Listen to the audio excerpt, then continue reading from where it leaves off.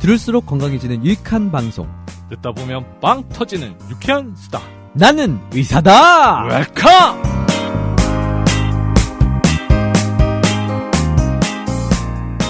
유쾌한 수다를 통해 질환에 대한 궁금증을 해결하는 시간입니다. 안녕하세요. 명예한 수다의 김철중 기자입니다. 안녕하세요. 나는 의사다 MC 양강우입니다. 네, 안녕하세요. 청년의사신문 이혜성 기자입니다.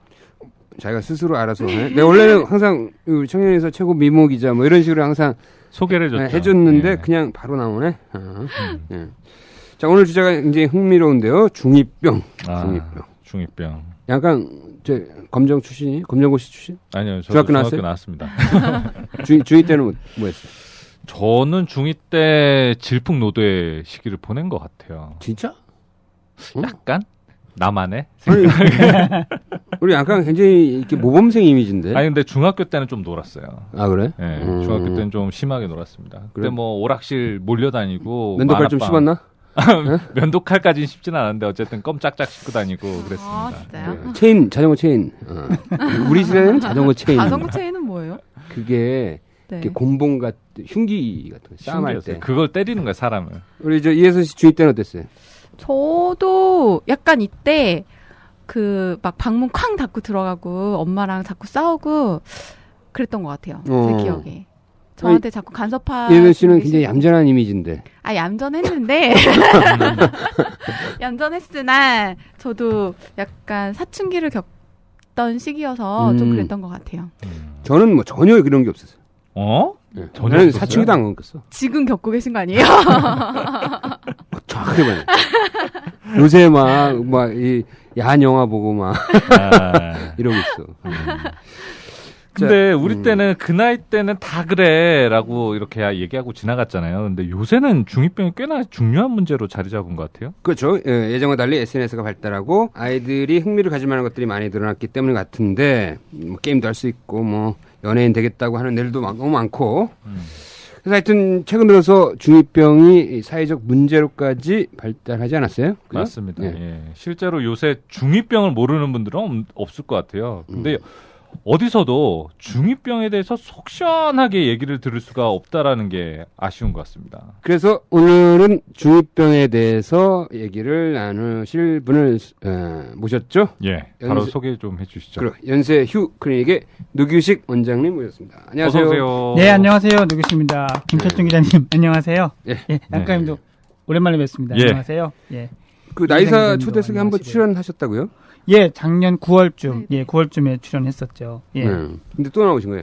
그거는 제가 말씀드릴 수 있습니다. 작년 초대석에서 중이병에 대한 이야기를 하셨는데 그때 청취자 반응이 엄청나게 좋았어요. 실제로 방송도 진짜 대박이었습니다. 네, 여기서 깨알 홍보를 하자면 나이사 91회에 출연하셨었거든요. 네, 맞습니다. 네네. 그때 노규식 원장님을 다시 모시자 이런 얘기를 했었는데 무엇보다도 우리만 그 얘기를 알고 있기가 너무 아까워서 중이병 주제로 책을 내자고 원장님 꼬시기도 했죠. 예, 그리고 결국 제가 거기에 이제 넘어간 거죠. 아, 그러면 이번에 책이 나온 거예요? 맞습니다. 제목이 중이병 완전 정복이에요. 야, 이거 제목 잘 달았다. 예. 완전 정복. 정말 이게 옛날에 옛날 뭐였지, 그게? 그 전과 있잖아요. 전과. 뭐 완전 정복 하나 있었는데. 예. 그게 뭐였지? 전과 같은 스타일이에요. 그 표지 디자인이 전과예요. 그래서 중이병 때문에 성적이 떨어지는 아이들, 공부에 흥미 잃는 아이들이 어떻게 하면 공부에 흥미를 가질 수 있는지 그 비법을 이 전과에 담은 거죠. 공부 비즈니스 하는구나, 이거. 그렇죠. 그거 말고도 요새 중이병 아이들이 이제 대화를 잘 안 하잖아요, 부모들이랑. 그래서 부모랑 아이 간에 대화하는 법에 대해서도 좀 담겨 있습니다. 제가 살짝 봤거든요. 근데 제 중2 시절이 좀 생각이 나고, 그래서 내가 이때 그래서 그랬던 거구나 좀 이해되는 면도 있어서 부모님들이 보시기에 좋을 것 같아요. 아, 얘기되네. 얘기돼. 네네. 자, 제목이 중이병 완전 정복. 이 완전 정복 가능한 거예요? 예, 가능합니다. 그래서 제가 오늘 그 얘기를 하려고 또 여기 이렇게 나들이를 한 거죠. 네. 오케이. 오늘 중이병 뭔지도 좀 알아보고 중2 아이들의 성적 올리는 비법에 대해서도 이야기 들어보도록 하겠습니다.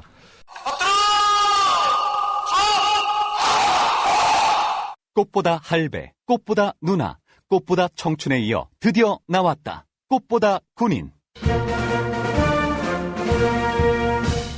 전직 군의관 형님들이 알려주는 안전한 군대 생활.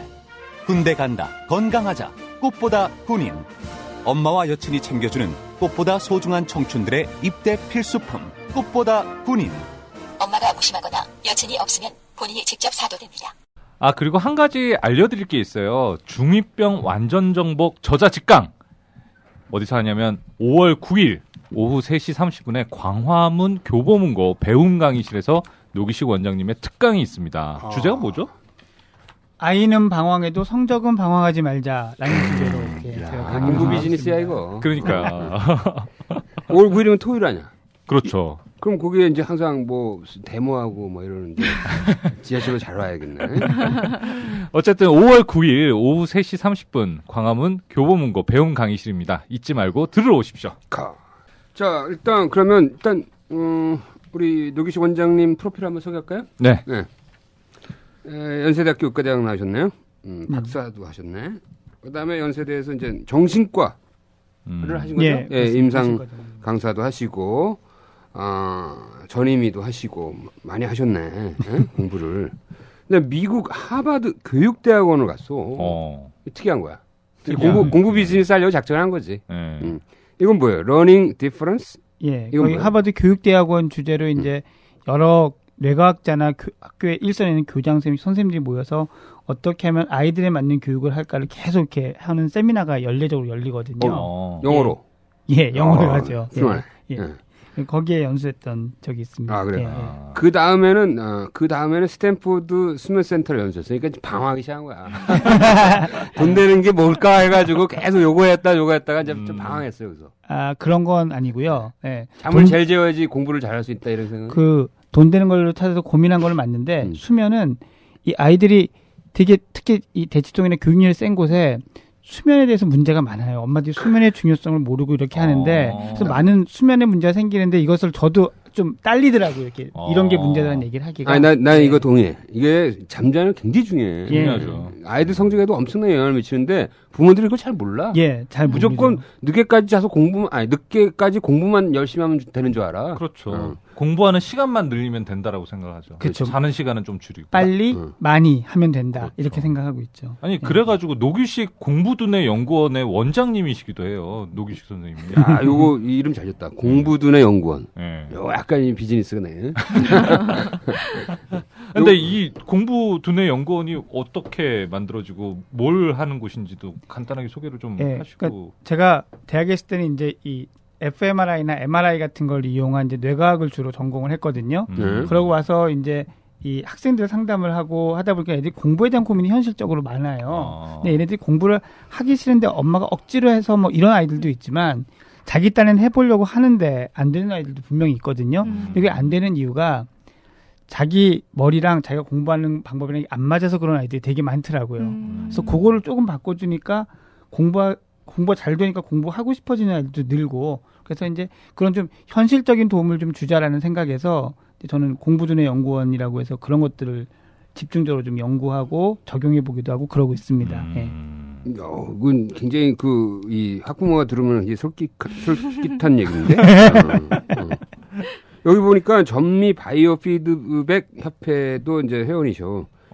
이게 뭔가 이렇게 마인드를 컨트롤 뭐 이런 뭐 훈련 이런 거 하는 걸. 예, 이게 이제 제일 밀접하게 관련된 게 요즘 이제 뉴로 피드백이라고 하는 그 훈련인데 이게 캐나다랑 미국에서는 한 1970년대 초반부터 많이 이루어져 왔던 거거든요. 그래서 이제 이렇게 일종의 바이오 피드백을 뇌파로 하는 거죠. 예, 그렇게 해서 집중력 향상이라든지 뭐 이런 데 많이 효과가 있는 미국에서도 그런 게 인정되고 있는 그런 치료법인데요. 아, 그래요? 예, 거기에 대한 연수를 제가 한 적이 있습니다. 예. 지금 그러면 공부두뇌 연구원에는 이런 바이오 피드백 치료도 하고 있고. 예, 그런 훈련도 하고 있어요. 있죠. 예. 여기 보니까 울렁증 클리닉도 있어. 예. 그 아이들 대상이에요, 이건?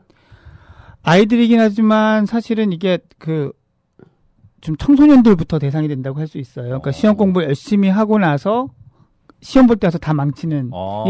예전에는 수능 볼 때 이게 문제가 됐었는데 요즘은 점점 어려워져가지고 왜냐하면 뭐 특목고 입시다, 국제중 입시다 이러다 보니까 요즘은 초등학생들도 시험 때 되면은 배 아프고 토하고 막 울고 이런 아이들이 많이 늘어나고 있어요.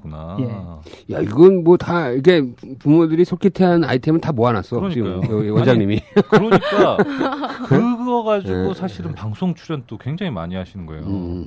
오늘 또 생방송 출연하고 나서 바로 오셔가지고 지금 이게 화장하신 거거든요, 얼굴이. 예. 어디 출연?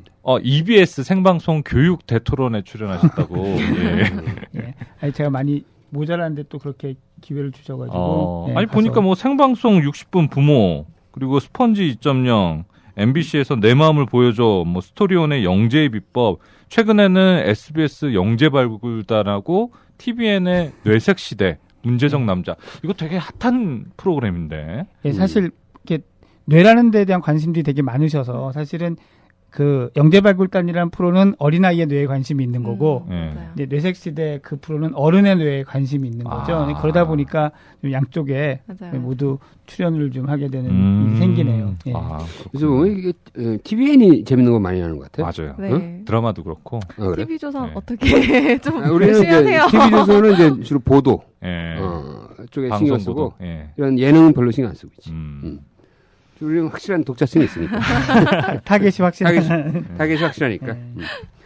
자, 책도 이번에 이제 중2병 완전히 좀 벗었고, 그전에는 이제 공부 잘하는 머리 10살이면 결정된다. 요거 아주 그 제목이 솔깃하다. 우리 아이 뇌를 100% 활용하는 두뇌 맞춤형 학습법. 뭐 이런 것들 네. 쭉 쓰셨네요. 예. 잠깐, 뭐, 중2병 얘기하기 전에 이 울렁증 클리닉에서 같은 경우는 약을 주나요?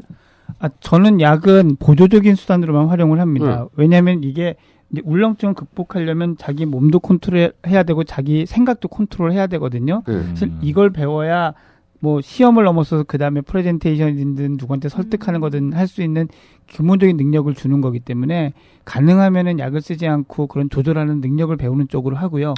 당장 이제 요즘도 이제 시험 기간이지만 시험을 당장 봐야 되는데 아직 좀 부족한 면이 있을 때는 보조적으로 쓰고 있습니다.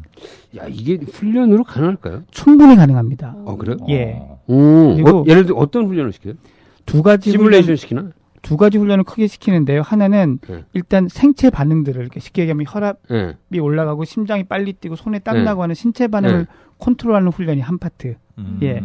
그 다음에는 이런 일이 생기는 거는 불안이 높아져서 교감신경이 활발해져서 그런 거잖아요. 그렇죠. 그럼 이제 이 불안이 높아지는 생각들이 다 있어요. 우린 이걸 이제 뭐 전문적 용어로 역기능적 사고다 뭐 이렇게 얘기하는데 이것을 어떻게 찾아내서 교정할 거냐에 대한 일종의 인지 행동 치료 이런 한 파트 이렇게 해서 하는데요. 그 정말 효과가 좋아요. 그럼 이게 좀 방법 좀 가르쳐 주세요. 몇 회를 하는 거예요? 몇 회? 제가 처음에는 16회를 했는데 요즘은 이제 점점 늘어서 8회에서 10회 정도 세션 하면은 해결이 되더라고요. 늘은 게 아니고 세션 그러니까 수는 줄은 거네요. 노하우가 그쵸? 늘었다는 거지. 예. 이제 길게 갈 필요 없이 딱 이렇게 해서 하면 되니까 예. 야. 저도 되게 보람이 있어요. 그러니까 이게 어. 아이들이 성적이 올라가서 부모님만 좋아하는 게 아니라 아이들 본인이 정말 좋아하거든요. 그리고 울렁증 있는 아이들이 대부분 공부하고 싶어하는 아이들이에요. 예, 그러니까 하다 보면 공부에 대한 동기도 더 생기고 예, 좋아지죠. 근데 오늘 주제가 아쉽게도 중2병이에요. 울렁증이 아니고. 예. 그래서 중2병 얘기를 좀 더 집중적으로 좀 해보고. 아니 뭐 다음에 한번 또 나오고. 예, 다음에 한번 또 예, 언제든지 예, 울렁증에 대해서 책 한 번 더 완전 정보 울렁증 해가지고 하나 쓰고. 좋다. 자, 그러면 오늘의 주제 중2병. 이 중2병이 원래는 공식 의학 명칭은 아니죠? 예, 공식적인 명칭은 아니고요. 예. 일본에서 처음 사용돼서 퍼지기 시작한 말인데요.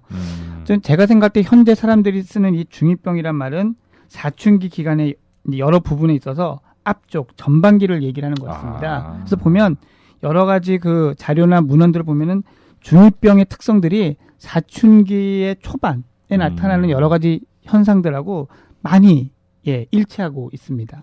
근데 이게 중2병이 일본하고 한국에서만 흔히 쓰이는 말인가요? 아니면 다른 나라에서도 뭐 중2병이다 뭐 이런 식의 언어가 있나요? 딱 중학생을 얘기하진 않지만 미국에는 미국 대학생들의 그 2학년병, 그러니까 소포머 일리스라는 게 있어요. 이게 뭐냐면 대학교에 딱 프레시맨으로 들어가면 이제 눈치 보고 살피느라고 이러고 있다가 딱 2학년이 되면 이제 세상의 모든 걸 다 아는 듯한 이런 그 마음가짐이 된다고 해서 이걸 이렇게 얘기하는데 딱 요 모습하고 지금 중2병하고 많이 좀 닮아 있는 것 같아요. 야, 그러면 이게 이제 그 사춘기 초반에 겪는 정신적 변화를 이제 얘기한다고 그랬잖아요. 네네. 그게 그럼 뭐 중2병이라고 해 딸로 부르는 이유가 있나요? 그냥 사춘기다 이렇게 얘기하면 되는 거 아니에요? 네, 이제 병이라고 얘기하는 거는 여러 가지 그 바람직하지 못한 현상들이 나타난다는 의미를 가지고 있잖아요. 근데 이 바람직하지 못하다는 기준이 이게 부모님 기준인 거예요. 이 부모님 기준에 애가 공부 안 하고 대들고 뭐 말 잘 안 듣고 이러면 이게 이제 안 좋잖아요. 근데 그렇죠. 말이 안 통해. 예, 이러니까 이게 진짜 병이다. 그분이 오셨다. 이런 얘기들을 하게 되는 거죠. 예. 그러면 대개 이제 그 중학교 2학년 때 그런 증상들이 많이 나타난다고 해서 이제 중2병이라고 이름 붙인 거죠, 그죠? 예, 그렇죠. 중2 부모님들 되시면 이제 엄마들끼리 모여서 커피 한잔 하시면서 아유 우리 애도 중2잖아. 또 그분이 오신 것 같아. 이런 말들을 많이 하시죠. 예. 근데 이게 어떻게 보면 사춘기 때 자기 정체성에 대해서 고민하고 뭐 이렇게 기존의 질서에 좀 저항하고 이런 거 어떻게 보면 정상적인 성장 과정 아니에요? 예, 그 일이 일어나는 원인 자체는 또 이 어떤 동력 자체는 정상적이라고 봐야 됩니다. 그 관점은 되게 중요해요. 안 그러면 자꾸 우리 아이를 비난하거나 우리 아이를 뭔가 고치려고만 하거든요. 근데 사실 중2병을 대하는 데 있어서 가장 중요한 요소는 말씀하신 대로 이게 정상적으로 일어나는 일이라는 걸 받아들여주고 미리 예측해서 좀 대비를 해주고 이렇게 잘 다루어 나가야 되는 거죠. 저는 항해하는 데 있어서 부는 어떤 그 갑자기 부는 돌개바람 네. 뭐 이런 것 같아요. 이걸 도추로 잘 다루어야죠. 이 바람을 안 불게 할 수 없잖아요. 네. 표현이 좋네요. 질풍노도. 예. 그렇죠. 예. 예. 그 질풍이죠. 예. 예. 이게 약간 전염성도 있어요? 주변에서 이래서 이제 친구들이 전염성 확실히 있어요. 그렇죠. 진짜요? 예. 집단성이 있을 것 같아. 예.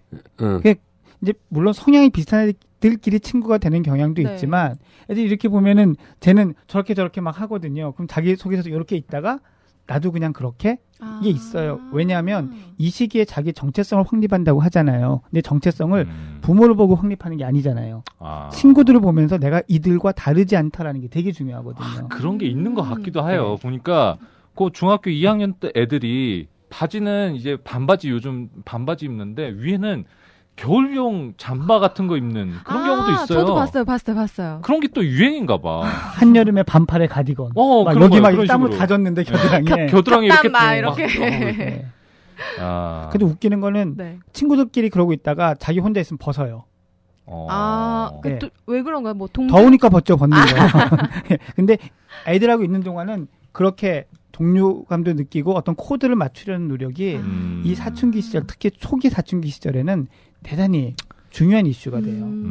이게 남학생이나 여학생 간에 좀 차이가 있나요?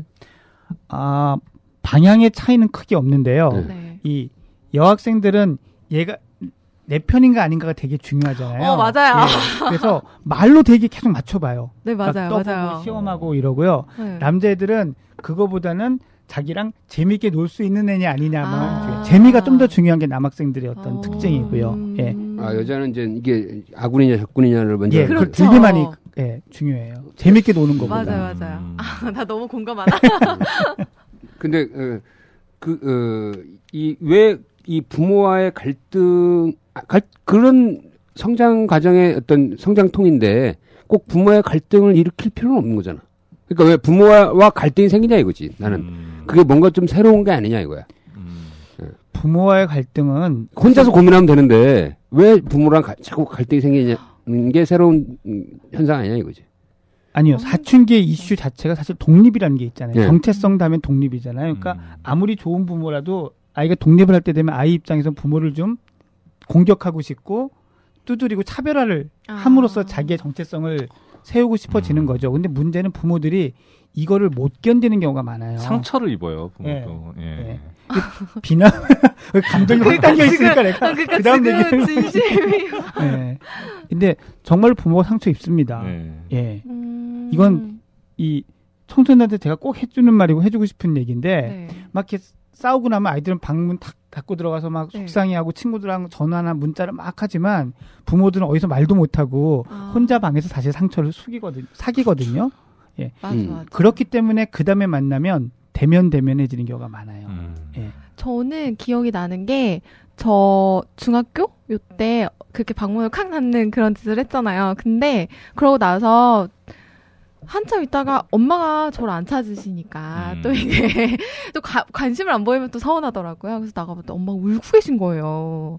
근데 그때 그걸 보고 제가 너무 미안한 거죠, 엄마한테. 그래서 그 뒤로는 그렇게 잘 안 했던 것 같아요. 그래서 엄마한테 미안하다 그러고 그 다음부터는 엄마가 그때 잘 저한테 타일르셨던 것 같아요.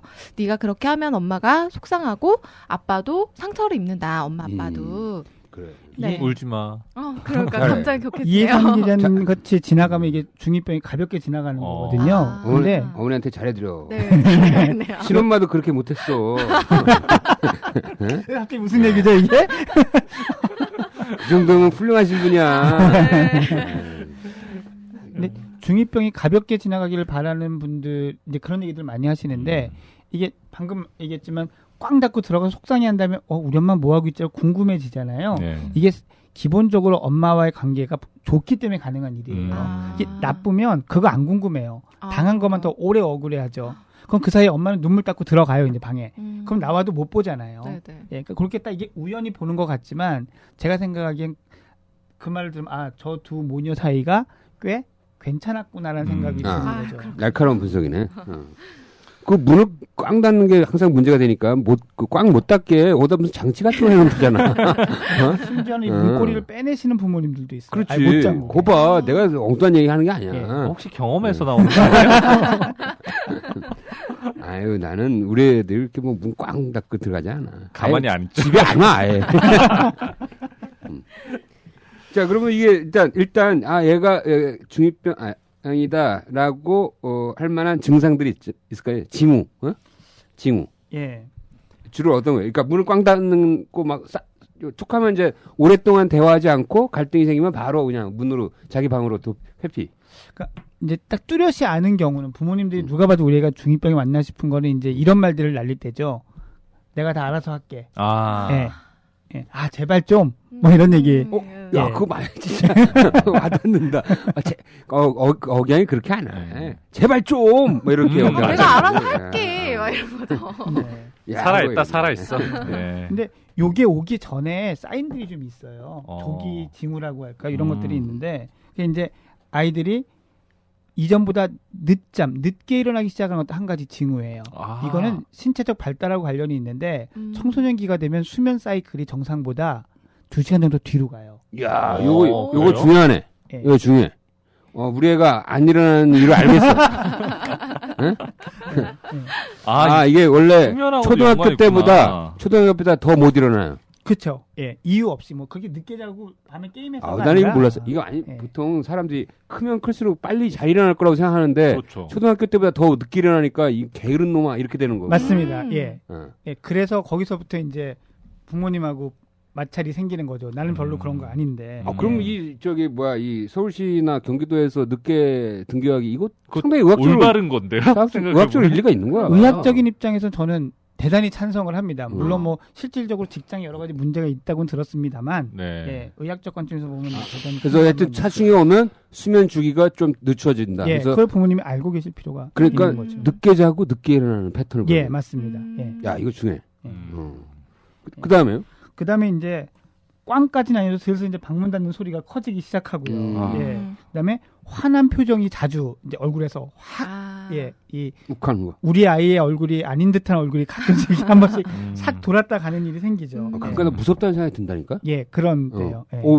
그 귀여운 애가 막 말 잘 듣고 그 귀여운 애가 이거 무섭다 얘. 맞아요. 네. 막 이런. 네. 좀 더 육체적으로 컸잖아. 그렇죠. 예. 또 완력이 세졌다니까. 이제 함부로 팔씨름하고 싶지 않아지는 때가 슬슬 사내 아이들 같은 경우 오죠. 툭 치면 진짜 예. 약간 무서움이 느껴져. 눈빛이 살짝 변하는. 그리고 수 이제 있어. 예. 방에 들어가 보면 자기 힘으로 책상 배치를 바꾸는 일들이 이제 생기죠. 예. 힘이 남아들어서 그러니까 그러나? 이게 공부가 잘 돼라고 해서 얘기를 하고 뭐 분위기 전환 이렇게 하는데 가만히 보면 이제 깜찍한데. 예, 부모가 자기 방에 들어온지 안 온지를 잘 볼 수 있거나 들을 수 있는 배치로 바꾸는 경우가 많죠. 그 나도 옛날에 그랬던 것 같다. 부모의 감시를 어떻게 피할 수 있는지 온갖 잔머리를 다 썼던 것 같아. 내가 기억나는 잔머리 하나는 뭐였냐면 우리 때만 해도 테레비가 진공 테레비잖아. 브라운관. 브라운관. 네. 그러니까 그렇죠. 브라운관이 뜨거워. 테레비를 오래 보면. 그렇겠죠. 테레비 오래 보는데 우리 엄마가 나가면서 우리 엄마 일하셨거든. 예. 나가면서 텔레비 못 보게 하려고 채널을 뽑았어. 채널을 뽑아가지고 돌리는 채널이잖아. 그 그때는 채널이요? 리모컨이 없었으니까 네. 이게 돌리는 거거든. 네. 근데 그 채널을 이 채널 문고리를 네. 아예 뽑아서 가져갔다니까. 근데 어떻게든 보셨죠? 벤치로 그렇죠. 돌렸어. 벤치로 돌리는 거죠. 그 언뜻 생각나는 게 바로 벤치로 돌리는 벤치를 네. 돌리고 그다음에 이 뜨거이잖아. 그러니까 네. 물걸레를 계속 닦으면서 전 그것까지 생각 못했어요. 저는 물걸레를- 원래 위치로 돌려놨는데. 물걸레를 계속 닦아가면서 벤치를 돌리고 맨 처음에 꺼진 채널을 기억했다가 그걸로 다시 원위치를 딱 해놔야 돼. 엄마 돌아올 때쯤에 맞춰가지고. 완전 야. 범죄를 꿈꾸셨는데요. 네. 그러니까 수싸움에서 내가 이겼다고 생각하고 있지. 어머니 아실 거예요, 근데. 그러니까요. 예. 저희 어머니 확실히 아셨겠네요. 저는 위를 닦지는 못했어요. 이런 생각을 못했어. 아니, 보이지 않는 건. 어머니가 딱 들어오자마자 텔레비 딱 만져봐. 어. 그러니까 차갑잖아. 안 킨 거지. 음. 책상 위치를 바꾸고 뭔가를 이제 감시에서 벗어나고 싶은 뭔가 이렇게 조작 네. 같은 걸 하는 거죠. 이 사춘기 세팅을. 초기는 이게 되게 좀 유치한 수준이어서 부모님 눈에 금방 띄어요. 그래서 음. 이렇게 막 정교하진 않아요. 아직 아. 이때는. 예. 그러면 시간이 지날수록 정교해지는 거예요? 그런 거. 정교해지죠. 어. 예. 예. 그땐 부모님이 이제 눈치를 채시기가 점점 어려워지죠. 어. 예. 그러니까 거꾸로 나는 부모가 너무 있잖아. 아이를 이렇게 막 감시하고 막 머리를 쓰고 이런 필요면 오히려 당한다니까. 그러니까 되려 허술하게 보여야 돼. 우리 부모는 잘 몰라. 그러면 이제 다 보이거든. 사실은 좀 약간 허술하게 보이는 게 더 유리할 거야. 그냥 예. 허술하신 거 아니에요? 정확하게 안 해. 나 원래 사실은 그냥 약간 취기가 있어가지고. 그런데 애들이 은어를 사용하는 거 있잖아요. 네. 중2 또래 애들이 사용하는 은어, 뭐 이런 거 사용하는 것도 중2병의 일종인가요? 우리가 이제 중2병이라고 구태여 사춘기를 얘기를 하는 이유가 아까 얘기했지만 뭔가 문제가 되고 다루기 어렵거나 위험한 일이 생길 수 있는 그런 거라고 이제 범위를 봤을 때 은어는 거기에 해당하지는 않아요. 아. 예. 하지만 아주 중요한 사춘기적인 특성이고 예, 그런 거죠. 좀 귀가 시간이 좀 늦어지는 거는 좀 예를 들어서 뭐 분명히 이제 4시에 끝났는데 애가 안 와. 뭐 연락도 안 돼. 7시면 돼서 와. 막 바빴대. 이런 것도 하나 예, 이제 안 그러던 초등학교 한 4, 5학년들이 그렇게 된다 그러면 이거 혹시는 얼마 지나지 않아 소위 말하는 중2병이 오는 게 아닌가라는 생각을 할 필요가 있습니다. 왜 그러냐면 애가 나빠지는 게 아니라 그만큼 독립적이 되어 간다는 뜻이거든요. 예, 그렇기 때문에 관심을 좀 가질 필요가 있죠. 그 시기에는. 우리 애는 고2인데 지금 중2병을 앓고 있는 것 같아. 고2예요? 이 중2병이라는 게 우리가 딱 중2 나이만 이제 찍어서 네. 얘기를 하지만 사실 이게 개인차가 당연히 있을 수밖에 없잖아요. 그래서 요즘은 한 6학년, 또 6학년이 초등학교 6학년. 신의 학년이에요. 신의 학년이요? 예. 맞아요. 그때도 왜냐면 한번 얘기하셨어요. 자기 학년에서 제일 높거든. 아. 예. 그래서 그렇기도 하고 또는 이제 되게 수능적이거나 부모와의 관계가 되게 좋은 친구들은 이런 현상들이 고등학교 때 가서 일어나기도 하죠. 근데 아이들의 이런 행동들이 이제 어떻게 보면 사춘기에 의해서 이제 호르몬의 변화 때문에 오는 걸 수도 있잖아요. 그러니까 본인이 이렇게 어떤 의도하지 않는 호르몬의 영향 때문에 막 남성 호르몬이 확 나오는데 그걸 어떻게 참아? 그냥 막 폭발하는 거지. 약간 그런 이 야만적 그런 저항을 하는 거지. 호르몬의 영향도 있는 거 아니에요? 예, 호르몬의 영향이 분명히 존재합니다. 근데 저는 이 중2병에 보는 관점을 호르몬보다는 뇌의 성숙 발달이라는 관점에서 봤으면 좋겠어요. 왜냐하면 이렇게 호르몬이다 얘기를 해버리면 호르몬 우리 몸에서 그냥 확 나오잖아요. 네. 그럼 거기에다 반응할 수밖에 없으니까 진짜 어쩔 수 없다라는 이제 관점이 되는데 네. 이게 사실은 그것만 있는 게 아니라 분명히 뇌가 성숙의 차이가 있거든요. 이를테면 우리가 뭐 전두엽이 몇 살까지 뭐 확 발달하고 어디서 끝나니 이렇게 얘기를 하지만 이 문제의 전두엽이 사춘기 시기가 되면 다시 한번 어마어마한 발달을 해요. 예, 이제 성숙을 향해서 마지막 그 피치를 올리는 거죠.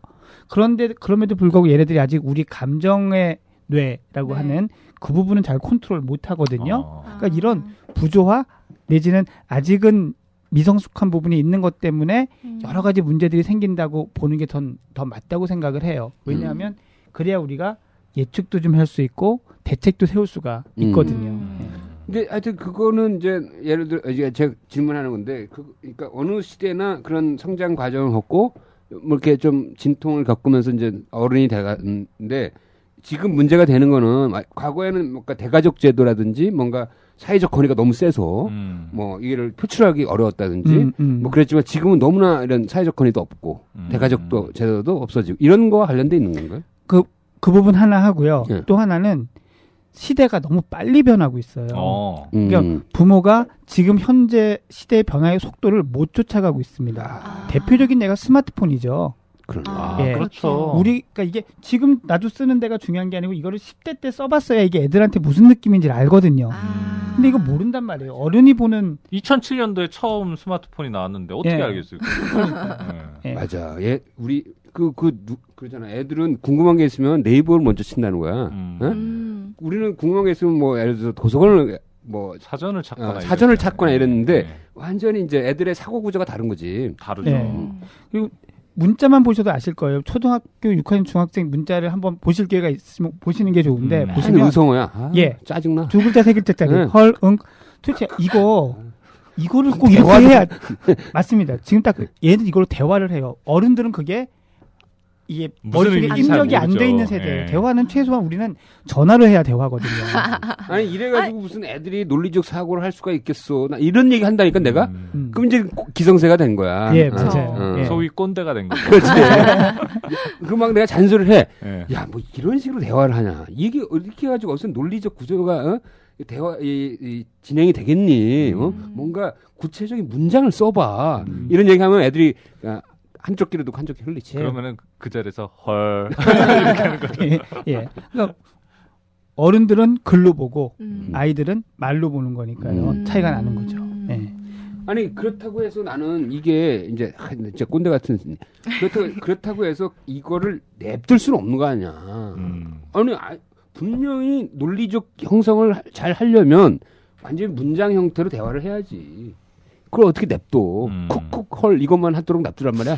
요거 그게 이해한다고 그걸 냅둘 수는 없잖아. 나는 그래서 개입해야 된다고 봐. 아, 저는 거기에 대해서 지적을 하는 것에 대해서는 동의를 하는데요. 이게 스마트폰을 통한 친구들과의 대화에 대해서 얘기를 하는 건 적절치 않은 기회인 그렇죠. 것 같고요.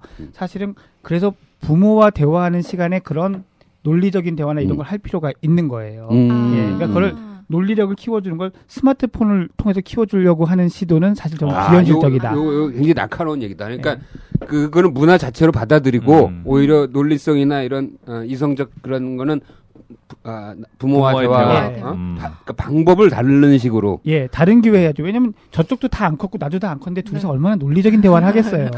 예. 그런데 요새는 부모님들이 아이들하고 대화하는 거를 굉장히 어려워하시잖아요. 어떻게 이제 그때쯤 되면 애들이 말도 잘 안 하고, 그러니까 아이 조그마한 아이였을 때는 얘가 뭘 하는지 다 알았지만 중2쯤 요때쯤 되면 잘 모르시잖아요. 그러니까 대화하는 걸 되게 어려워하실 것 같은데. 중2 애들이 쓰는 용어를 막 공부를 해가지고 비슷하게 눈높이에 맞춘 대화를 해야지. 쩐다. 뭐 이렇게. 싫어할 것 같은데. 헐, 뭐. 예, 싫어해요. 싫어해? 예, 싫어해요. 하면 안 돼. 그러니까 왜냐하면 그건 어쩐지 싫어하더라.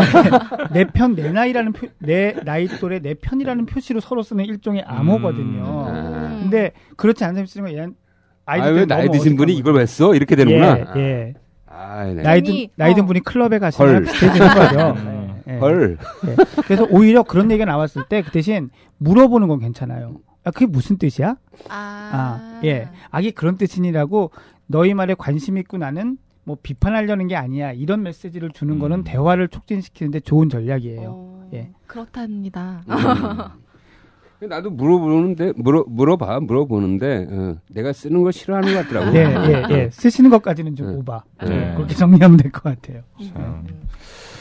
그다음에 그 아이들이 왜 아주 모호하게 표현하는 거 있잖아요. 왜 그냥 네. 너 이거 무슨 생각으로 하는 거야? 그러면 그냥 이렇게 약간 이게 모호하게 표현하는 것들. 이거는 아직도 얘네들도 모르는 거죠? 그쵸. 예? 예. 그러니까 아이들이 이런 말을 쓰는 이유는 사실 이런 것들을 충분히 말로 표현할 정도의 능력까지는 아직 안 되기 때문이거든요. 그래서 부모님들이 어른들이 생각하는 그냥 내가 알아서 할게 라든지 이런 말들하고 얘들이 쓰는 뉘앙스가 좀 다르다는 거를 기억해 두시면 대화하기가 훨씬 편해요. 이를테면 그냥이라는 말은 둘 중에 하나예요. 정말 나도 잘 모르겠어라는 게 하나 있지만 또 뒤에는 알려고 하지 마가 있어요. 뭔가 숨기고 싶어. 알려고 하지 마. 이 뜻이에요. 그 두 가지가 같이 있는 거예요? 그러니까 둘 중에 하나인 거죠. 둘 중에 하나요? 그래서 이 뭔가 강력하게 의심이 되면 저는 이렇게 물어봐요. 나는 세상에 그냥은 없다고 생각해. 이렇게 물어보거든요.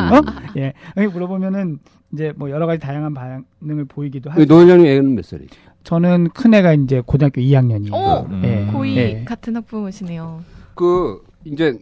만약 이제 봤을 때 뭔가 숨기고 있어. 내가 봤을 때. 그런 경우에 애가 이제 물어보면 그냥이라고 그래.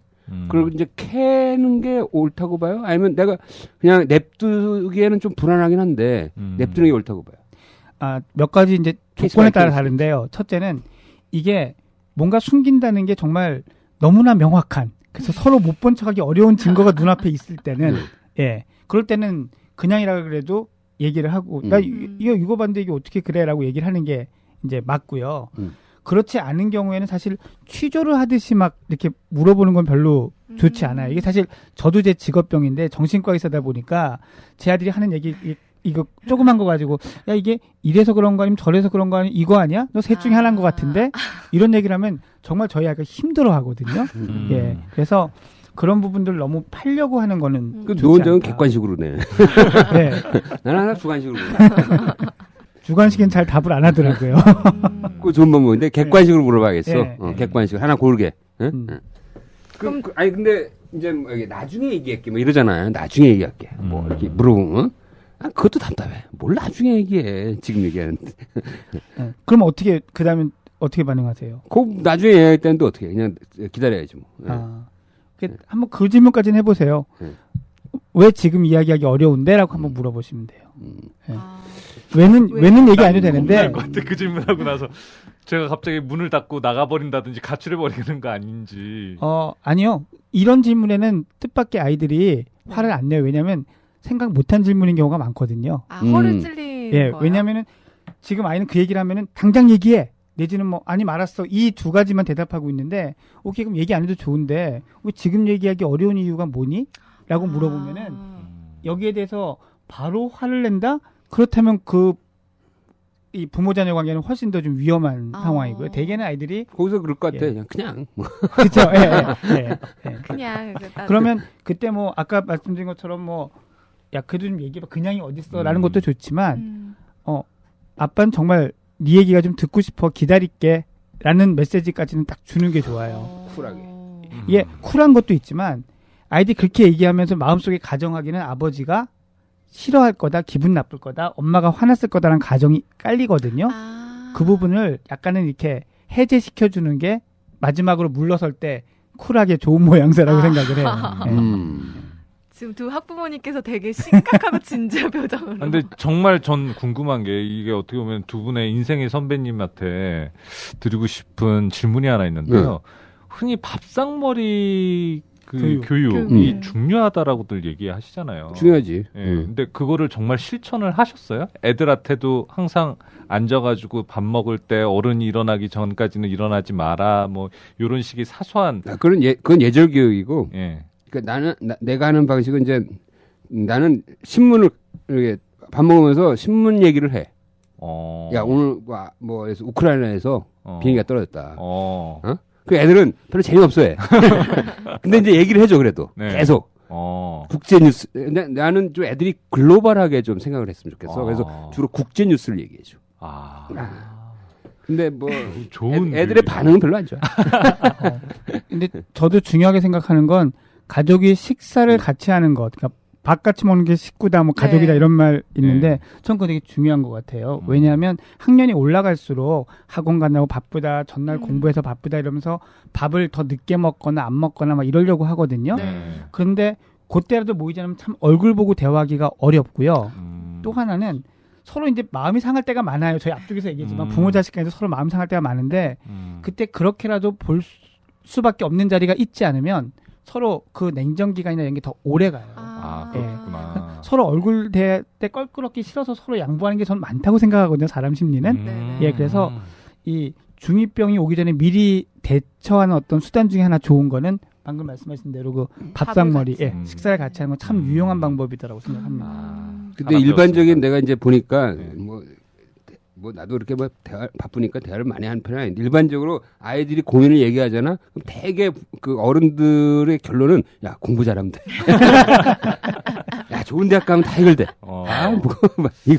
이런 너무나 이 단순한 구조로 해결책이 나와. 응? 그게 문제인 것 같아. 공격이 시작됐다. 과연 끓일 수 있을까? 가족 모두를 위험에 빠뜨릴 수 있어. 블록버스터급 금연 히어로 니코틴엘. 언제 어디서나 하루 한 번이면 24시간 지속된다. 니코틴엘의 최후 반격을 기대하라. 가족과 함께하면 쉬워져요. 가까운 약국에서 만나세요. 니코틴엘. 그리고 이게 이제 분명히 뭔가 수상쩍어 아이 행동이 학원도 가끔가다 빠지고 말이야. 뭐 당구 치는 건지 수상쩍은데 그러면 지네들끼리는 대화를 할 거란 말이지. 카톡이나 뭐 이런 거로. 그러면 이걸 부모 입장에서 어떤 더 나빠지는 걸 예방하기 위해서 그 카톡이나 이런 걸 이렇게 들여다 보는 게 좋아요. 결론부터 얘기하면 그렇습니다. 그래요? 반드시 저는 봐야 된다고 생각합니다. 이거 프라이버시잖아요. 아이, 그- 봐야 돼. 애들이 비밀번호도 걸어놓고 이러잖아요. 그렇죠. 걸어놓죠. 그걸 다 그것도 뚫어야지. 아유. 요구해야 돼요. 제출하라고. 내가 몰래 푸는 게 아니라 아이한테 비밀번호를 알려달라 이렇게요. 그래서 이거 맞는 얘기야. 부모가 보고 있다라는 걸 아이가 의식을 해야 돼요. 이거를 프라이버시라고 아이들은 강력히 주장을 하거든요. 네. 근데 프라이버시가 아니에요. 그럼. 왜냐하면 네. 카톡 SNS나 소셜 네트워크에서 하는 활동은 거의 반공적인 영역이에요. 그러니까 부모가 얘가 밖에 나가서 말 잘하고 어른한테 인사 잘하고 예의 있게 하는 거 어려서 가르치듯이 사실은 SNS 상에서 활동하는 것도 남한테 친절하고 정도에 벗어나지 않고 누구를 막 이렇게 괴롭히지 않는 거를 가르쳐야 하고요. 또 하나는 반대로 우리 아이가 당하고 있지 않은지도 봐야 돼요. 모니터링을 해야 된다. 예. 그럼 이거 이메일은 이제- 어떻게 해요? 굉장히 중요한 얘기다 이거. 예? 이메일도 계정을 비밀번호를 달라고 얘기를 해야 되는 건가요? 이메일은 애매한 부분이 있기는 해요. 네. 예, 이메일은 왜냐하면 보낸 사람만 보잖아요. 그렇죠. 전체가 보는 거 편지를 보는 거와 비슷한데요. 네. 어쨌건 이게 그 친구가 그걸 그대로 퍼서 옮길 수 있잖아요. 그런 면에서는 보는 게 좋고요. 아이들이 자기의 카톡을 오픈하는 건 되게 힘들어하지만 네. 이메일은 별로 이메일은 안 쉬워요. 힘들어요. 왜냐면 별로 안 써요. 아이들이. 거였어. 예. 음. 근데 그건 게 큰 문제가 아니고요. 그러면 이제 아이들이 주장하는 게 이거죠. 이건 내 권리인데 사생활 침해다라고 네. 얘기하는데 그때 이 얘기를 꼭 해주셔야 돼요. 이게 권리가 아니다. 이건 너의 특권, 프리빌리지다라고 얘기를 해줘야 돼요. 그러니까 우리가 핸드폰 못 쓰겠다고 아동학대라고 얘기하나요? 아니죠. 아니죠. 아이를 방치하는 거 아니거든요. 네. 예. 이거는 아이가 누릴 수 있는 특권이에요. 근데 그 특권을 계속 누리려면 거기에 맞는 책임 있는 행동을 해야 돼요. 그게 책임 있는 행동이 이루어지지 않거나 그걸 잘 쓰지 못할 때는 그 특권은 회수될 수 있는 거거든요. 이거를 맨 처음 스마트폰을 쥐어줄 때부터 아이와 설명해주고 지키도록 하는 게 중요해요. 그거 굉장히 네. 중요한 말씀. 스마트폰을 줄 때 비밀번호는 무조건 모든 비밀번호는 아이디, 알려달라. 패스워드 다 부모님이 알고 있고 엄마가 가끔은 볼 수도 있어라고 얘기를 해줘야 돼요. 그렇지. 근데 어느 날 봤는데 비밀번호가 바뀌어 있어요. 그럼 어떻게 해요? 그럼 다시 또 뭐냐고 요구하고? 물어보면 되죠. 요구하고. 그러면 애들이 카톡은 보여주기 싫다고 계정이 그냥 여러 개야. 그렇죠. 제가 하고 싶은 말이 그거거든요. 잘 지적해야지. 페이스북이나 이런 거는 계정을 또 여러 개 만들 수 있고 그거 친구를 근데 맺으면 되잖아. 가끔 이렇게 가끔 들어가 보면 이게 우리 애의 주계정인지 아니면 부계정인지 금방 알 수가 있어요. 그렇죠. 그거는. 애들이 그렇게 치밀하지 못해. 아. 애들이 꼼수라고 치면 내가 더 완전 고단해. 쌓인 게 어디? 있으셔서. 근데 이게 중요한 게 처음부터 해야지 쉬워요. 처음에. 이게 맞아요. 중간에 들어가면 어렵고요. 사실 맞아요. 고등학생이 되고 나면은 이거를 주장하기가 부모님들도 사실 힘들지. 어려워지고요. 중학교 때까지인데 사실 중학교 때 이런 버릇을 잘 들여놓으면 잘 쓸 수 있는 걸 해놓으면은 그래도 고등학교 때 문제가 생길 확률이 좀 적죠. 양강님 빨리 적으셔야 되는 거 아니에요? 아니, 저 머릿속에 새기고 있어요. 지금. 요즘은 학폭위의 증거자료로 카톡이 인정이 돼요. 학교폭력위원회에서 누가 누굴 괴롭혔다 증거자료에 그렇죠. 카톡이 다 인정이 돼요. 왕따도 마찬가지고요. 사이버 네. 왕따. 그러니까 단체 카톡방에서 있었던 일들이 다 캡처돼서 돌아다니잖아요. 예, 맞아요. 그렇기 때문에 부모가 보고 우리 아이가 가해자 또는 피해자가 되지 않도록 봐줄 이유가 필요가 만약에 있는 그런 거예요. 걸 거부하면 통신비를 끊어. 예, 저는 아, 그것도 불사해야 된다고 생각해요. 아, 그래요? 예. 말씀드렸잖아요. 특권이라니까요. 권리가 아니고. 아. 애가 이제 중학생이 안 됐으면 좋겠어요. 여기서 이제 성장이 멈췄으면 좋겠어. 두려워 하루하루가. 근데 다 지나가요. 아 그런가요? 그때까지야 애들은 중1까 그 정도까지야. 그 다음부터는 그때까지만 품 안에 자식인가요? 그 다음부터는 이제 뭐 어른이 되는 과정이니까 사실 뭐 떠나는 귀여운 맛은 없는 거지. 예. 이렇게 적절한 이별 분리가 정말로 중요하고 어려운 일이죠. 그렇죠. 예. 그러면 이제 성별 차이가 뭐 좀 있을 수 있다고 예상이 되는데 예를 들면 여자아이는 엄마가 케어하고 남자아이는 아빠가 좀 더 관심을 갖고 케어 이런 방식이 더 좋아요? 아니면 꼭 반대로 그렇게 하는 게 좋아요? 사춘기에 들어갔을 때는 동성부모의 역할이 다시 중요해져요. 예. 왜냐하면 자기의 정체성을 확립하는 시기엔 성 정체성도 분명히 들어가거든요. 예. 그렇기 때문에 이 동성부모와의 관계가 어떠냐, 동성부모가 어떻게 보여지느냐 영향이 크기 때문에 딸을 두셨으면 어머니의 역할이 또 마찬가지로 중요하고 예, 사춘기 때는 예, 아들의 경우에는 아버지의 역할이 다시 한번 중요해지는 시기입니다. 그러니까 그 동성의 그러니까 그 같은 아빠는 아들을 좀 더 관심 있게 예. 개입을 해야 되는 거죠. 예. 예? 그러니까 엄마가 어른이 알아서 하겠지 이렇게 하는 것보다는 예, 그렇죠. 아들은 이미 우리가 얘기하는 사춘기쯤 되면 이제 엄마 얘기는 한 귀로 들어왔다 바로 그 옆귀로 나가죠. 예. 예. 자, 여기 아까 원래 그 책 제목에 보면은 그 이 중2병은 방황해도 성적은 방황하지 말자. 뭐 이런 내용의 예, 아이는 방황해도 성적은 방황하지 말자. 자, 그러면 이 중2병과 성적을 어떻게 조화롭게 해결해야 될까요? 아이들이 약간 중2병을 세게 앓는다면 성적에 대한 그러니까 공부에 대한 집중력이 떨어질 것 같아, 분명히. 당연히 떨어집니다. 예, 당연히 떨어지고 그러니까 그 시기에 공부에 대한 손실을 하나도 없이 성적은 그대로 유지하자, 올리자 이렇게 가면은 바람직한 전략이 아니에요. 제 생각에는 주가가 떨어질 때 좀 빨리 팔아야 된다고 하더라고요. 그런 것처럼 네. 이게 손해 보는 때는 손해를 최소화하는 전략을 나가는 게 중요해요. 이렇게 말씀드리면 부모님들이 야, 그때 뒤쳐져서 못 쫓아가면 어떡하냐라고 그렇죠. 하는데 이게 사실 부모님의 불안이거든요. 네. 그리고 이 불안을 부채질해서 수입을 얻고 있는 게 사실은 학원들이에요. 이때 이거 하면 안 돼, 이때 이거 못하면 안 돼. 뭐 과학고 로드맵 이게 다 같은 맥락에서 나오는 거거든요. 불안 마케팅, 공포 마케팅, 그렇죠. 100%. 네. 나도 이제 가끔 보잖아. 완전히 막 공포 마케팅이야. 이거 안 하면 큰일 나. 불안감을 조성하고 그리고 이 여기 학원에 계신 분들도 있는데 일반적인 특징이 숙제를 많이 해. 이게 숙제를 많이 내서 숙제를 많이 해서 애가 따라오잖아? 그러면 성적이 당연히 오르지. 숙제를 많은데. 근데 그럼 안 하잖아? 숙제 안 해서 성적 안 온다. 그게 간단하더라고.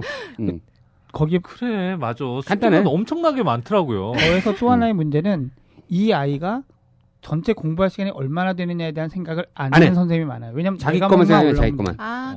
그래. 자기 것만 생각하기 때문에 그냥 뭐 영어 선생님 엄청나게 숙제 내지 수학생 엄청나게 그러니까 애가 내가 생각은 우리 정과 선생님이 있으니까 애가 생각은 애가 인생의 좌절감만 느껴.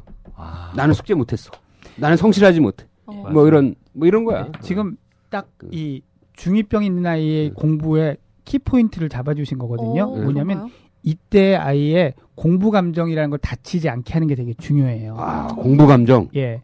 우리가 공부는 할 놈만 하더라, 하고 싶어하는 놈만 하더라라는 얘기를 일선 교사분들도 하시는 적을 제가 본 적이 있는데 제가 만난 아이들의 대부분은요 오히려 공부를 하고 싶어 하던 아이예요. 근데 잘 안 되니까 때려친 거예요? 예, 없는 거거든요. 그럼 이제 안 되면 더 열심히 해야지라는 거는 어른들의 관점이고 제3자 관점이에요. 사실 어른들도 그렇게 안 해, 자기 자신들은. 안 되면 때려치죠. 뭘 열심히 해, 끝까지. 다이어트도 그렇고, 금연도 그렇고, 금주도 그렇고, 다 그렇죠. 그러네요. 근데 이게 약간 딜레마가, 예를 들어서, 이제, 애가 이제 막 숙제가 너무 많고, 막, 좌절감에 빠지고, 이제 공부 감정이 이제 사라지는 거잖아요. 근데 이제, 이렇게 조금씩 성취감을 줘서, 그러니까 숙제도 줄이고, 성취감을 주고 하면은 늦다는 거야. 다른 애들은 다 지금 100m 달리고 있는데, 언제 걸어서 언제 가냐, 이러는 거지. 그게 틀린 생각이에요. 절대로 안 그래요. 예. 왜냐하면, 실제로 보면요. 이제 첫 번째는 제 경험인데 임상적인 경험인데 네. 누구나 한 번쯤은 가다가 엎어져요. 음. 예. 근데 엎어진 때 일어나는 법을 배워서 가야 되는데 사실 빨리 엎어지는 편이 나아요. 예. 제가 고등학교 학생들을 만나서 이렇게 보면 그 어느 학교 요청으로 제가 이렇게 네. 가서 집단 프로그램도 한 적이 있는데 그 학교의 통계가 그래요. 한 번 떨어지면 전교 석차가 평균 30등 이상씩 떨어져요. 근데 올라가는 거는요. 네. 3등이 최대예요. 그러니까 애들이 한 번 이게 사실 자율형 사립고등학교의 예거든요. 애들이 올라가는 법을 못 배워요. 예. 그런데 지금 중학교 때 그렇게 애가 엎어진 것처럼 보이고 힘들어하고 할 때 뭐 때문에 힘들어하는지 이것에 대해서 가능한 어떤 돌파구가 뭔지를 네. 부모님이 아이랑 같이 의논하고 시도해보고 하는 것을 해주면요. 네. 얘는 앞으로 그런 위기나 실패가 올 때 자기가 벗어날 수 있는 방법을 스스로 익힌 아이가 되는 거거든요. 예. 근데 제 기억이나 뭐 경험에 비춰보면 그런 경우에는 보통 과외 선생님을 바꾸거나 학원을 바꾸거나 이런 예. 방법을 그게- 부모님들이 취하시잖아요. 부모님이 생각하기에 정보를 넣어주는 방법이 잘못됐다고 생각해서 선생님을 바꾸는 거거든요. 네. 예, 사실은 그 정보를 다루는 방법이 잘못돼서 성적이 안 나오는 경우가 훨씬 많아요. 무슨 뜻이냐면 쉽게 알죠. 선생님 바꿔봐야 성적 별로 안 올라요. 그러니까 학원을 계속 바꿔요. 예. 게다가 이를테면 뭐 대치동, 목동 이런 데는 학원도 많으니까 네, 그렇죠. 애가 석 달마다 한 번씩 학원만 계속 바꾸는 경우가 드물지 않게 보거든요. 네, 네. 근데 그걸 하는 아이 자체의 행동, 태도가 바뀌지 않으면 결국 성적은 큰 차이가 없어요. 그럼 결국 아이가 대하는 방법을 예, 터득해야 공부를 되는 건가요? 대하고 해내는 방법을 바꿔야죠. 그러니까 터득이라면 뭔가 정답이 있는 것 같고 막 이렇지만 네. 이제 저는 어떻게 생각하냐면 쉽게 표현하면 나쁜 습관 하나씩 고쳐나가자는 거죠. 공부에 관련된 예. 얘가 갖고 있는 나쁜 습관, 얘만의 나쁜 습관 이런 걸 하나씩 고쳐나가다 보면 공부는요. 학습 네. 동기된 연구의 결과가 딱 일관되게 얘기하는 건데 언제 제일 하고 싶냐? 공부가 잘 될 때 제일 하고 싶어요. 예. 맞아. 나도 공부가 제일 쉬웠어. 그럼 아니, 그러니까 이게 조금씩 성취감을 주는 게 좋을 것 같아요. 예, 아니 막 그렇죠. 정답을 맞추면 신나잖아. 네. 그렇죠. 그러면서 자꾸 더 어려운 거 풀고 싶어 하는 거고. 근데 그런 어떤 이 포지티브한 그런 이 격려 이런 게 우리는 학원 때문에 없는 것 같아요. 예. 그리고 막 이제 이때에서 좀 특목고나 과학고 좀 보내고 싶고 이러다 보면 계속 막 위로 푸시를 하니까 그렇죠. 이런 사춘기 초기에 이 질풍노도의 불안정한 시기에 공부에 대해서 흥미나 자신감을 갖기가 더 어려운 거죠. 뭐 간단한 방법 없나요? 그럴 때 아이들이 공부는 하고 싶지만 잘 못해서 좌절하고 막 있을 때 부모님이 할 수 있는 뭐 가장 간단한 방법? 그 기숙학원에 보내야지. 제일 손쉬운 방법이죠. 삼천교육대 같은데 보내야 돼. 기숙학원은 제 생각에 어디 그냥 고등학교 이후에 가는 게 아. 돼요. 예, 예. 아 그래? 예, 중학생들은 거기 가서 공부할 아직 준비가 능력이 없기 때문에 거기 가봐야 밥 먹고 잠자고 하던 실수를 캠프 똑같이 왔다라고 생각하는군요. 똑같이 반복할 가능성이 커서 그 중요한 건요. 아이가 공부가 잘 안 된다고 할 때 부모가 이 잘못된 걸 찾으려고 접근하는 게 아니라 네. 도와줄게라고 접근하는 게 되게 중요해요. 예, 그래서 뭐 하나라도 딱 이것 때문에 안 되는 거야? 그럼 이거 이렇게 한번 해보는 게 어때라는 작은 거 하나만 딱 바뀌어주면요. 네. 그럼 아이가 부모를 바라보는 눈이 틀려지거든요. 우리 부모님이 막 이런 게 이제 부모님 날 도와주는 사람이구나라는 게 제일 중요해요. 자기주도적 학습을 잘하는 아이의 여러 요소가 있다고 이제 학자들이 연구를 했는데 그 중에 하나가 뭐냐면요. 도움을 청하는 능력이에요. 아이들이 예. 도움을 청하는 능력이 좋은 아이들이 자기주도 학습을 한다는 거예요. 야, 그 얘기된다. 예. 말돼. 얘네들이 완벽한 애들이 아니잖아. 그렇죠. 근데 자기 부족한 거를 자꾸 채워나가는 방법을 아는 애들이. 예. 야, 그 얘기되네. 근데 부모가 감독관이나 판정관 입장에서 서면은 우리가 판정관한테 도와달라고 못 하잖아요. 그렇죠. 예. 그러니까 부모가 코치, 조력자 입장에 와서 서야 되는 거죠. 야, 그거 굉장히 중요한 어떤 스탠스네. 네. 아이들이 자꾸 부모의 도움을 이용하도록. 그렇죠. 부모에게 도움을 청하고 청하도록. 곤란한 걸 얘기할 수 있도록 되는 거가. 그 나이가 이제 이성에도 굉장히 관심 있을 나이잖아요. 네네. 뭐 누구를 사귄다니 뭐 보면은 그런 얘기 지네들끼리 하고 있더라고. 그럼요. 예. 이런 거는 어떻게 부모 입장에서 어떻게 해야 돼요? 이 중학교 중학교 시기 정도 됐을 때 나는 물어보는데 예뻐? 이게 아들 가진 부모라서 그래.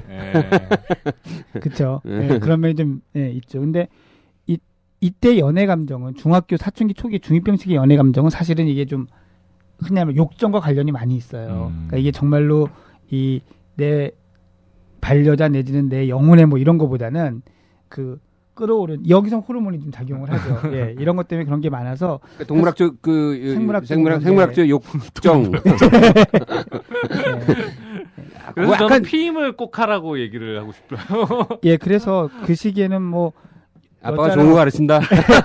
여자랑 어떤 거다 뭐 이런 거보다는 또 뭐 남자랑 관계 연애라는 게 뭐다 사랑이라는 게 뭐다보다는 그렇게 생물학적 욕구에 따라서 큰 일이 일어나지 않도록 교육하는 것이 먼저 이 스테이스도 중요한 것 같아. 아이들이 이제 이성 친구를 사귄다고 했을 때 이걸 어떤 그 사랑과 연애 관점으로 보는 게 아니라 그냥 애들의 생물학적인 반응에 이걸로 프레임으로 보고 그거를 저게 좀 더 다듬어주는. 그래서 이 시기엔 여자친구, 남자친구 무척 빨리 바뀌어요. 그렇죠. 근데 여자도 그래요? 여자도 약간 생물학적으로 그런. 예, 마찬가지죠. 남자친구를 사귀려고 그러고. 예, 그게 막 오르는데 여자애들이 훨씬 남자애들보다 정교하고 좀 교묘한 면이 있거든요. 그래서 여자애들은 주변에 자기보다 발육도 빠르고 예쁘다고 생각되는 친구들을 부추기는 경향이 좀 있어요. 네가 먼저 한번 해봐. 너 뭐 남자친구 얘기 나오면 막 이렇게 들어주고 막 이렇게 띄워주고 하는 게 속으로는 질투가 나지만 얘가 어떻게 하나 한번 보고 싶은 마음이 있는 거예요. 그 얘기 되네. 참. 그래서 이제 사귀잖아요. 애들이 막 사귀고 막 밤 12시에 막 카톡 하고 막 이런 경우 너무 많잖아. 많죠. 그런 건 어디까지 이렇게 뭘까 규제를 해야 되는 게 좋을까? 원칙적으로는 이성이기 때문에 늦게까지 카톡하지 말아라는 이제 말이 안 되는 것 같아요. 차라리 핸드폰 쓰는 시간 전체가 사실 밤 12시까지만 쓰자. 그리고 그 이후의 시간에는 마루에 내놔라라는 룰이라면 모르겠으나 여자친구랑 남자친구랑 이렇게 해서 하는 거는 먹히지도 않고요. 별로 좋은 메시지도 아니고요. 나는 그냥 차라리 이렇게 오픈하고 우리 집에도 놀러 오고 나 이랬으면 좋겠어. 그게 우리 제도권 안에 딱 있는 거지. 음성적인 게 아니라 양성적인 거. 사실 부모님은 그렇게 얘기를 하는데요. 아이가 먼저 숨기는 경향이 많아요. 그거 왜 그러냐면 우리 부모님보다는 친구들의 부모님 보면서 먼저 이걸 정보를 얻는 경우가 많거든요. 그래서 뭐 뒤집어졌다, 머리 깎였다, 핸드폰 뺏겼다 이렇게 많아서 사실 한번 딱 보여주시면 돼요. 진짜. 어떻게? 데리고 와봐. 그래서 진짜 데리고 오라니까 좀 이렇게 하고 그때 너무 좋은 모습, 쿨한 모습 딱 보여주시면 나는 관대하다. 우리 아버지는 안 그래라는 생각을 조금 더 할 수 있죠. 하지만 순진하지 않아서 한 번에 믿지는 않아요. 이게 이렇게 좀 쌓여야죠.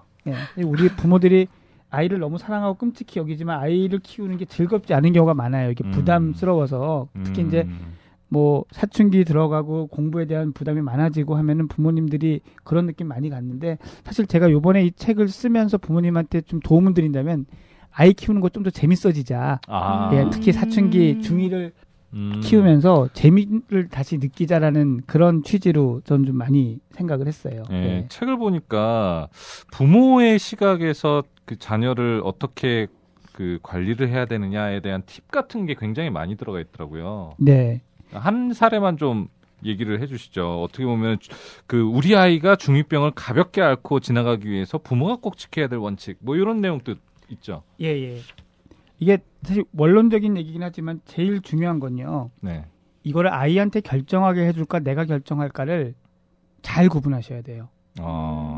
이 구분은 반드시 필요해요. 예를 들면 귀가 시간을 내가 결정할까 애가 결정하게 할까 학원을 다니는 거를 부모가 결정할까 아이가 결정하게 해줄까 이런 이슈들인 거죠.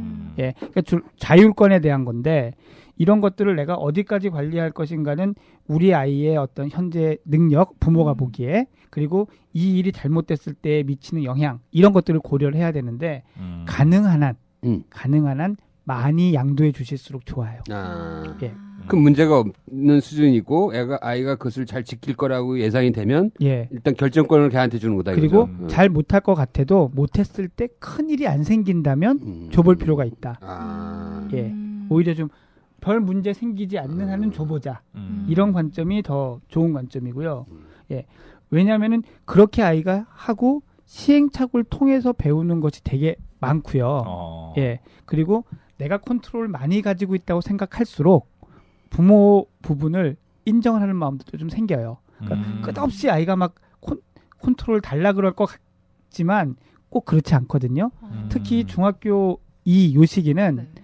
아이가 마음속에 자기 마음대로 하고 싶은 마음이 불끈하고 솟아올라와 있지만 동시에 두려움도 있는 시기예요. 심리학적으로 봤을 땐. 그래서 부모님이 두려워하시는 것만큼 끝없이 나가는 일이 잘 없어요. 오히려 쥘 때 도저히 못 참겠다고 터지면 그냥 확 멀리 가는 일이 더 많죠. 예. 근데 애들은 아직 성숙되지 않아서 이런 경우도 있대. 그러니까 예를 들면 야, 너 하기 싫으면 하지 마. 그 말도 싫대. 예. 왜냐면 자기가 하기 싫은지 하고 싶은지를 모르기 때문에. 그러니까 자꾸 그거 말 된다. 부모는 자꾸 야, 너 하기 싫으면 하지 마. 누가 하라고 그랬어? 근데 그 말도 짜증 나는 거야. 그 말도 짜증 나는 거지. 왜? 자기가 하고 싶은지 잘 모르는 거야. 거기에 이제 제가 말씀드린 그 마음이 숨어 있는 거. 이거 하기는 싫어요. 지금 공부는. 근데 공부를 안 해서 좋은 대학을 못 가서 좋은 진을 못 얻었을 때 겁도 나요. 얘 겁이 안 나면 괜찮은데 겁도 나 있는데 하지 마. 그러니까 이제 그때는 서운한 거죠. 예. 부모가 잘 길 버린다고도 느껴요. 그런 얘기할 때. 야, 그거 중요하네. 난 내가 제일 많이 쓰는 말인데, 야, 그거 하기 싫어 하지 마. 아, 뭐하러 해? 스트레스 받아오면서. 내 이 말 제일 많이 쓰는데 그게 무관심하다고 생각할 수도 있겠다. 예, 무관심하다고 생각할 수도 있고 진심이 아니라고 믿는 경우도 있고 그래요. 성의 없다고 생각할 수도 예, 있고. 예, 예. 냉정하다. 이거 좀 아껴 써야겠네. 나는 굉장히 그 너무 지나친 강압과 이런 거에 스트레스 받지 말라는 의미로 쓰는데 또 그게 다르게 받아들일 수 있겠네. 예, 그 얘기를 정말 그 내용을 하고 싶을 때는 이 눈도 잘 맞추고요. 이 내 마음과 감정을 잘 담아서 진짜 얘기를 잘 하셔야 돼요. 마음을 막 이렇게 전달하면서 막 얘기를 하셔야지 자칫 그냥 이렇게 지나가듯이 이렇게 하면은 오해 소지들이 생겨요. 자, 그다음에 그 아이들이 이제 요즘에는 걔들도 바빠요. 사회생활 하느라고. 그래서 이제 돈 문제가 걸려. 돈 문제. 나는 그래서 참 달랄 때마다 주는데. 정말요? 아니, 애가 이제 물어보잖아. 네. 근데 매주 얼마를 주겠다 그러면 까먹어. 그래서 얘가 필요하면 달라 그러면 물어봐. 그러면 주는데 이거 약간 신경 쓰이는 부분이야. 용돈. 예. 좋기는 일정한 금액을 일정한 때에 주는 게 제일 좋아요. 그래요. 이것도 실천해야겠다. 예, 그게 제일 좋은데 실천해야 돼. 이제 부모가 그러니까 저도 사실 그렇거든요. 약간 덤벙대는 면이 있어서 그걸 자꾸 까먹는데 그러고 나서 아이가 영수증 이제 줄 땐 거죠. 자, 쓴 거 영수증 이렇게 모아도 우리 영수증 보여줘 그러면 안 챙겼대고 막 화내요. 그거 챙기라고 그랬죠. 챙기기로 했잖아. 영수증 챙기라고. 그거 진짜 드문 일인데. 돈 뺏기면 어떡해요? 그런 거. 네가 어떻게 쓰는지 알기 위해서 영수증을 잘 모아두고 우리 같이 보자라는 얘기는 아직 별로 거부를 안 해요. 그런데 이제 그렇게 따르지는 않죠. 왜냐면 괜히 싫기도 하고 까먹기도 하는데 그냥 그거보다는 우리 노원장님 뭐 자식들한테 200만 원씩 주고 그래요. 저도 한 달에 200만 원 쓰는 게 없기 때문에. 네. 그래서요. 예. 예. 그래서 규칙적으로 주는 게 좋다. 좋다. 예. 그리고 규칙적으로 주는 거를 까먹었을 때는 항상 생각해야 돼요. 우리 애도 이렇게 규칙적으로 하기 힘들겠구나. 내 자식인데요. 그렇게 한 번은 좀 이해하는 마음으로 바라봐 주시면 규칙적으로 이렇게 주면은 자기가 그 안에서 예산을 자꾸 생기죠. 이렇게 약간 조직적으로 어떻게 보면 이렇게 계획적으로 돈을 쓰게 된다는 거죠. 그리고 예측 가능하니까요. 예측 가능하게 해주는 게 제일 좋거든요. 예. 불규칙적으로 주면 제일 사실은 손해인 거는 자기가 돈을 얼마까지 쓸 수 있지 자기가 지금 많이 쓴 건지 아닌지 알기가 어려워요. 근데 애들이 항상 하는 말이 있어. 그때 뭐 할아버지 집 가서 세뱃돈 막 삼촌들 해가지고 막 그때 15만 원 받았는데 엄마한테 맡겨놨더니 다 어디 갔냐고. 맞아. 그거는 괜찮은데 이제 이런 얘기를 하죠. 그거 내 돈이니까 내놔. 예. 그리고 뭐 어디다 쓰든지 그러니까 그거를 받아서 이를테면 뭐 문화상품권을 사서 게임을 하겠다. 뭐 이런 얘기 때 부딪히죠. 그걸 사서 책을 사보겠다면 부모님이 다 주시죠. 근데 좀 그런 얘기를 해요. 그러니까 이게 네가 그렇게 받은 돈은 네가 이용할 수 있는 권리는 있지만 네 소유는 아니다. 예. 그러니까 잘 쓸 수 있는지 어디에 쓰는지는 우리가 알고 공유할 필요가 있다라고 얘기를 해줘요. 왜냐면 자기가 어디 가서 뭐 자기 힘으로 땀을 써서 번 돈이 아니잖아요. 기껏 그렇죠. 이렇게 엎드려 절 한 번 하고 받은 돈이 대부분이잖아요. 음. 예, 그러니까 그런 건 구분을 좀 해주는 게 꽁돈이지 어려서부터. 뭐. 꽁돈이죠. 예. 그리고 요즘 애들 나도 고등학교 때 그랬던 것 같은데 나도 독서실 가서 공부했거든. 집에서 그냥 네. 못하고. 요즘 애들도 그렇더라고 보니까. 요즘엔 또 커피숍 가서 공부해요. 네. 그런 애도 있어. 예. 타멘텀스 가서 공부한다니까. 예, 많이 가죠. 야. 예. 나 그래서 약간 불안해. 거기서 얘네들이 제대로 연애하는 거 아니에요? 제대로 공부를 할까. 근데 그게 유행이야 또. 예. 타멘텀스 자세히 봐봐. 거기 중학생, 고등학생들 엄청 많아. 저도 본 것 같아요. 거기서 네. 공부하고 있다니까. 뭐 대학생 흉내내는 거지. 맞습니다. 예. 저도 딱 그 말씀 드리려고 했는데 이제 대학생 흉내 내는 거구나. 예, 일단 어른 흉내 어른 흉내 내는 트렌드가 거야. 이제 그렇게 좀 퍼진 거예요. 괜히 뭘 예. 그냥 뭐 시켜놓고 말이야. 예. 그리고 이제 물어보면 거기도 공부 잘 된다 그러죠. 근데 안 되는 거죠, 사실은. 근데 아니, 얼마쯤 지나면 고백해요. 사실 너무 지루해서 그렇게라도 안 하면 자기가 안 할 것 같아서 간다라고 고백을 하죠. 예. 그래서 이게 요새 독서실도 많아. 은근히. 그래요. 그래서 뭐 한 달씩 끊고 막 그렇게 독서실 가는 애들도 많아. 근데 어떻게든 그런 생각이 들어 나는. 아이들도 어떻게든 공부를 하려고 하는 노력이지 뭐. 네, 맞습니다. 예. 그래서 부모님이 그렇게 봐주시는 게 정말 중요해요. 저 새는 왜 이렇게 공부를 안 하려 그러지가 아니라 지 나름대로 하는데 안 되는 거지라고 방법을 봐주세요. 찾으려고 노력하는 거라고 예. 봐. 그래야 방법이 찾아져요. 음. 예. 사실 제가 뭐 정신과에서도 상담하면서 얘한테 공부에 대한 특별한 기술을 가르쳐 줄 수 있는 게 아니거든요. 근데 아이들이 저랑은 공부 얘기를 하고 부모랑은 안 하는 이유 중에 하나는 저는 그 차이라고 봐요. 저는 네가 하려고 하는데 안 되는 게 있는 거지라는 자세로 항상 가거든요. 얘가 실제로 하는 애든 안 하는 애든 상관없이. 그래서 부모님들이 정말 그런 입장에서 봐주실 수 있다면은 공부에 대해서 부모님이 도와주시기도 훨씬 쉽고 효과적일 거예요. 근데 이제 자식을 키우는 입장에서 공부라는 사안이 너무나 중요하고 특히 이제 엄마들은 거의 인생을 그냥 아이 공부에 걸기 그럼요. 때문에 네. 이게 정말 어떤 문제인데 내 개인적인 생각은 이게 상대 평가를 하는 이상 이건 해결할 수가 없어. 그렇잖아. 그러니까 진짜 해결할 수 있는 방법은 전국의 서울대학 같은 대학이 전국에 약 10몇 개 있으면 돼. 그러면 자기가 그만큼 노력한 거에 대한 보상이 있거든. 그렇죠. 근데 어느 대학 갔어? 근데 막 그러면 그게 보상이 안 되는 거야. 그러니까 나는 좋은 대학이 많이 생기는 게 중요하지. 애들을 뭐 어떻게 입시제도 뭐 백날 해봐야 이거 뭐 계속 문제 생겨. 어떻게 할 수 없어. 나의 건강이 아닌 우리 모두의 건강을 생각하는 방송. 더 건강한 대한민국을 꿈꾸는 개념방송. 신방과 나온 의료 전문 변호사 그리고 법과 윤리를 전공한 의사 출신 저널리스트가 진행합니다. 매주 금요일 오전 10시. 볼리는 신문? 아니 들리는 신문. 히포크라테스! 그러니까 저는 이제 그 똑같은 현실을 약간 다른 방향에서 이제 보는 건데요. 그러니까 우리 부모님들은 좌절을 할 수밖에 없어요. 그렇죠. 좌절하는 거지. 뭐. 좋은 학교에 성공한 부모님들은 괜찮아요. 그렇지 않은 부분들은 좌절을 하거든요. 그리고 좌절이 두려우니까 아이를 더 막 밀어붙이는 건데 그 밀어붙이는 게 더 안 좋은 결과를 결국 가져오는 거거든요. 그럼 어떻게 하면 안 밀어붙일 수 있어요? 물론 제도적으로 그런 우리나라의 좋은 대학, 좋은 일자리 또 사회적인 인식 바뀌면 좋지만 그때까지는 부모님이 이 마음이 딱 서느냐 안 서느냐 관건인 것 같아요. 아이한테 올인하지 않는다.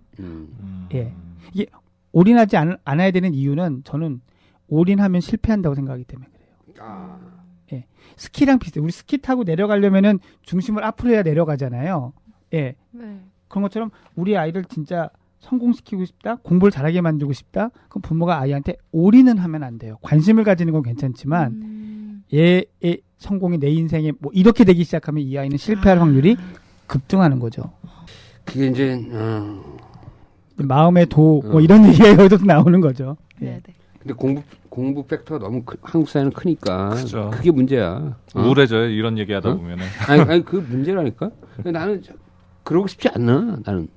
그래서 아예 어떻게 보면 그게 아이한테는 무관심하게 들릴 수도 있을 것 같다는 생각이 드네. 오늘 얘기 들어보니까. 예, 제가 얼마 전에 아이랑 얘기하다 깜짝 놀란 게 있는데 중학교 3학년인데 저는 이제 그런 얘기를 하거든요. 이게 과정이 중요한 거 아니냐, 결과보다는 그렇게 얘기하는데 자기는 그렇게 생각을 안 한다 그러더라고요. 그래서 왜 그렇게 생각을 안 해? 그랬더니 선생님 솔직히 우리 반에 30명인데 다 결과가 중요하다고 생각해요. 왜? 성적이 좋아요. 좋은 대학하고 좋은 직장 간다고 다 알고 있는데 결국은 성적 아니에요라고 이야기를 하거든요. 그러니까 우리 부모가 먼저 살아보고 오래 살아보니까 인생은 그게 다가 아니더라라고 생각하고 그렇게만 얘기를 해주면 아이들 입장에서는 해결 안 되는 문제를 그냥 이제 자기한테만 얹어놓는 셈이 되는 거죠. 그래서 저는 이렇게 얘한테는 어쨌건 너무 중요하고 너무나 어려운 문제인 공부에 대해서 부모가 같이 고민하고 적절한 길을 찾아나가는 과정은 네. 성적의 결과에 상관없이 되게 소중한 경험이다. 그 시기를 지나가는. 이게 오늘의 중요한 메시지다. 그러네요. 이거 아주 굉장히 나는 굉장히 쿨하다고 생각했는데 그게 아니야. 아이와 같이 고민해줘야 돼. 예. 아이가 공부에 대해서 고민하고 있는데 야 공부 대충 해도 돼. 이런 말을 하등 소용이 없는 거네. 예, 그게 오히려 아이를 더 힘들게 할 수 있다는 거죠. 그렇죠. 힘들게 할 수 있는 거지. 네. 그러니까 어떻게 보면 아이의 고민을 같이 동행해주는 그런 자세가 제일 중요한 거죠. 맞습니다. 예. 뭐 공부를 잘해라 못해라 이런 그쵸. 말이 떠나서. 예. 자, 연세 휴 클리닉 노규식 원장님과 중2병 그리고 그 중학생과 사춘기를 겪는 아이들의 모든 것에 대해서 어떻게 보면 부모 입장에서 얘기를 나눠봤습니다. 근데 하여튼 그 아이와 동행하는 고민을 같이 하는 그 부모의 자세. 네. 난 이게 제일 마음에 들어요. 오늘 못다한 이야기는 중2병 완전 정복 책에 더 자세히 나와 있으니까요. 뭐 사실 오늘 이야기는 일부잖아요. 일부만 소개된 건데 이 책에 더 자세한 내용이 담겨 있으니까 꼭 사서 구입해가지고 보시도록 당부를 드리겠습니다. 감사합니다. 네, 앞에서도 말씀드리긴 했는데 5월 9일 날 광화문 교보문고에서 저희 노규식 원장님을 직접 만나 뵙고 또 이야기 들으실 수 있는 시간이 있으니까 그것도 꼭 참고해 주시면 좋을 것 같습니다. 그날 몇 시에 강의하나요? 5월 9일 오후 3시 30분입니다. 아, 네네. 중학교 2학년 그 위아래 사춘기를 겪는 아이들이 있다면 한번 꼭 가서 들어볼 만한 하겠네요. 자, 못다한 이야기는 저자의 만남 시간에서 많이 들어보시도록 하고요. 오늘 노 원장님과 얘기는 여기서 마치겠습니다. 네. 오늘 수고하셨습니다. 고생하셨습니다. 감사합니다.